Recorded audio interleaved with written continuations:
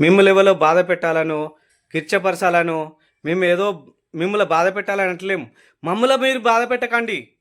మమ్ముల మీరు బాధ పెట్టకండి.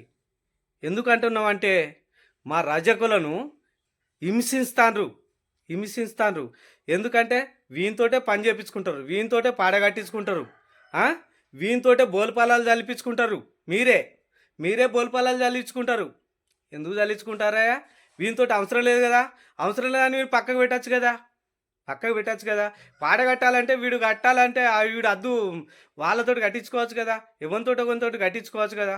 అయినా మేము మీకు రుణపడి ఉన్నాం.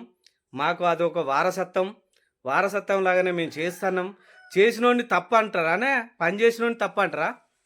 అంటే మా ఉద్యోగరీత్యా అనుకోండి, మా వారసత్వం అనుకోండి. మేమన్నా తప్పు చేసినామా మీకు? రెడ్డిసులారా, మీరు ఎప్పుడు కూడా వీడు తప్ప అనుకోరు. మీకు అన్నీ చేస్తున్నాం. మీకు ముడ్డిగా అడిగేది మేమే, బట్టలు విండేది మేమే. మీ బిడ్డ పుషవైతే బట్టలు విండేది మేమే. నీ భార్య డెలివరీ అయితే బట్టలు విండేది మేమే. ఇంకేం చేయమంటావయ్యా? నీకు ఇంకేమన్నా ఏమంటావా? సచ్చిన్నాడు పాడగట్టేది మేమే, బోలుపాలలు చల్లేదాకా మేమే. మళ్ళా బొందకాడికి తీసుకుపోయి ఈ దీని వెనుక తీసి కట్టెలు అని తీసి మళ్ళీ బొందలు కాట్లు పెట్టేంతవరకు మేమే. ఏం చేస్తారా మీరు? ఏమయ్యా రెడ్డీసు, ఏం చేస్తారు? ఎక్కడున్నది ఈ సమాజం?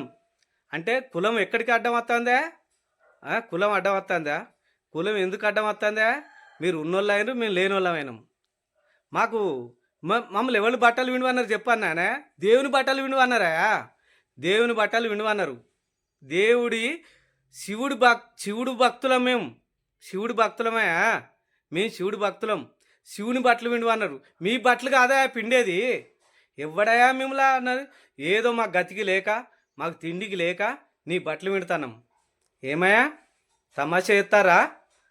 మా వాళ్ళను, మా బిడ్డను పొట్టలో పెట్టుకున్నారు కాబట్టి మిమ్మల్ని ఎప్పుడు కూడా ఇడిచిపెట్టాం, ఇడవం కూడా. జై రజక, జై జై రజక.